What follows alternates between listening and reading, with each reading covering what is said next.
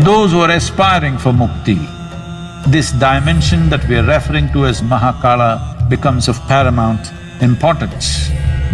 The Mahakala temple, it will shake you from the root of your existence.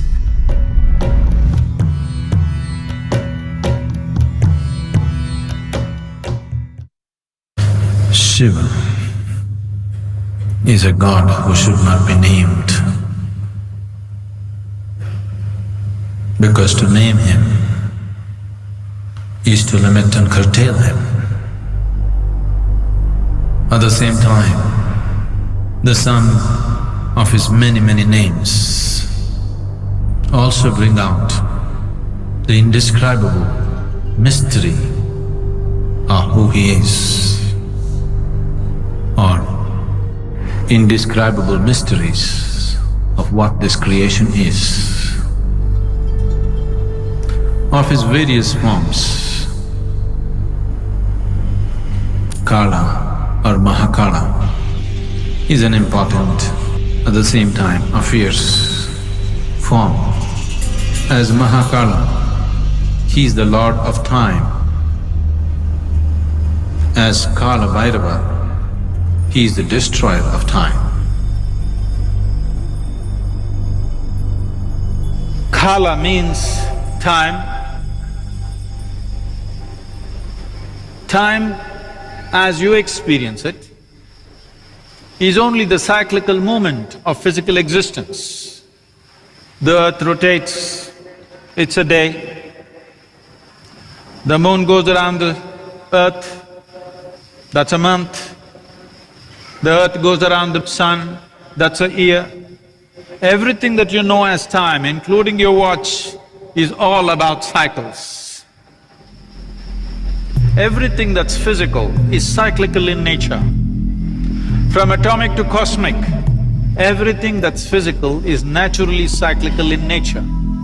And because of your physical existence, because of your involvement with the physical nature of who you are, you have a sense of time.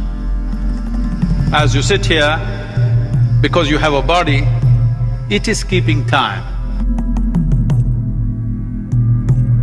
If you become free from the cyclical moment of life, then we say you are in Mukti or absolute liberation. So those who are aspiring for Mukti, those who are seeking absolute liberation, for them this dimension that we are referring to as Mahakala becomes of paramount importance.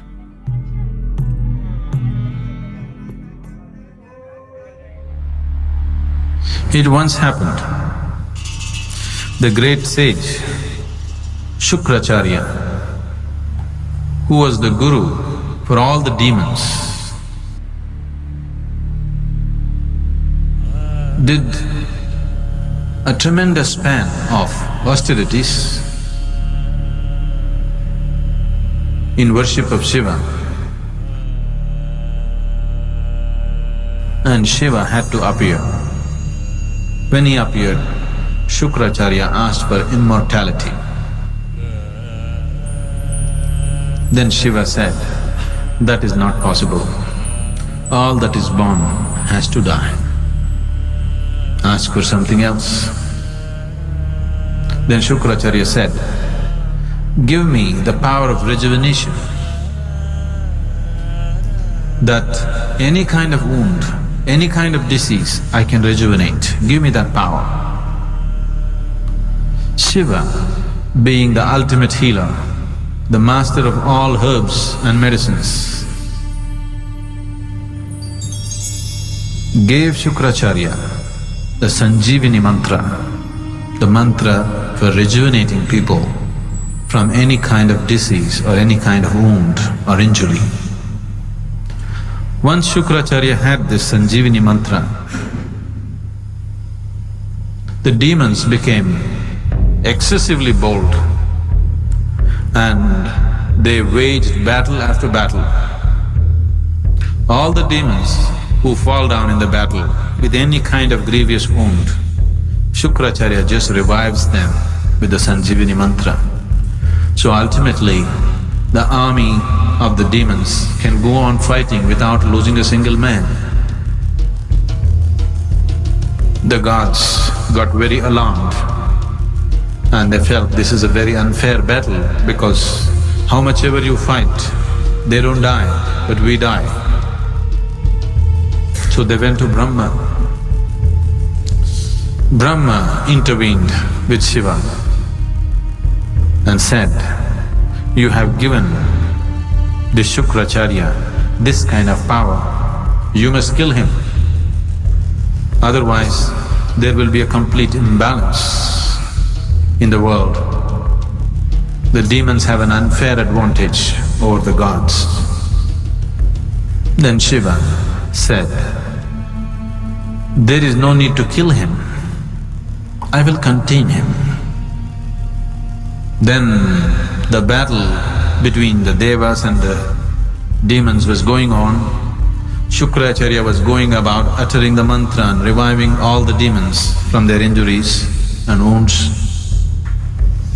Then across the horizon, a terrible creature, an ogress, whose name was Kritika,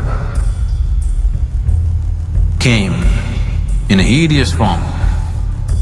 She was one of the Shiva Ganas. She came and sucked Shukracharya into her womb. And there he remained as a fetus. And he was contained and a balance was set forth between gods and demons. A more fair and just battles were fought. Then Brahma was so amused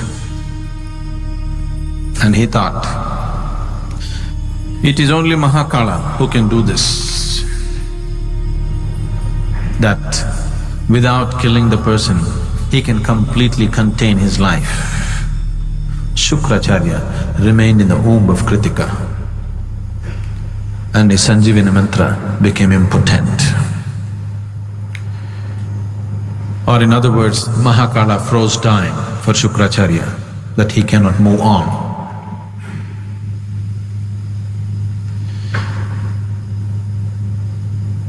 When we talk about transcendence,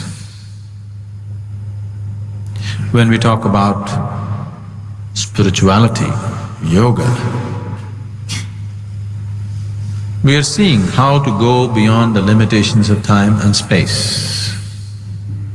Because time and space belongs to the physical plane of the existence. Once you aspire to be spiritual,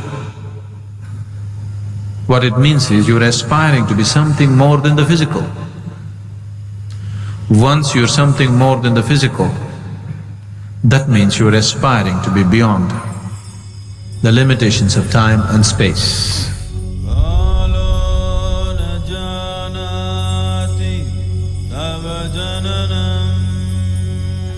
The Mahakal temple, the linga that is consecrated there, is of phenomenal nature. It will shake you from the root of your existence. It is really an incredible consecration. It is just done for this purpose, that in some way it dissolves you. One must be ready to go into this temple properly because it's of a tremendous power and it is not for the faint-hearted. It shakes you from inside. Every day the offering that needs to happen to Mahakal is fresh ashes from the cremation grounds, because that's what he likes and that is what keeps it going the way it's going. Unfortunately, I heard that we're getting so bloody civilized. Now it seems because some activists protested, they are not using the ashes from the cremation ground, they're just using cow dung or bullshit. Unfortunately, this is not just a cultural thing, there is a science to it. If we bring ashes from the cremation ground and some other ash, I can show you what is the difference between the two. Experientially, it's a phenomenal difference. And it's very, very important that this process is continued because that is the nature of Mahakala. The very presence of what this Mahakala Rupa is, when you go there, everything is gone, everything is burnt into ashes. That means you become free from the physical. It propels you towards your ultimate liberation. You want to do that gently, we have everything here.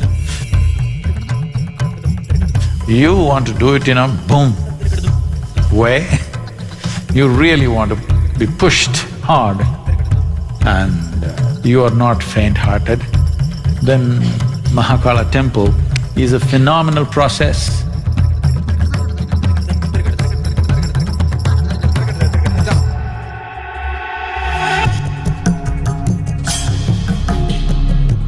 Your body should sleep, your mind should sleep, everything should sleep, but you must be awake.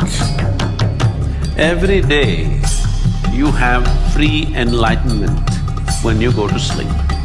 But the problem is you're unconscious. You master your mortality if you just manage to stay awake when you slip into sleep.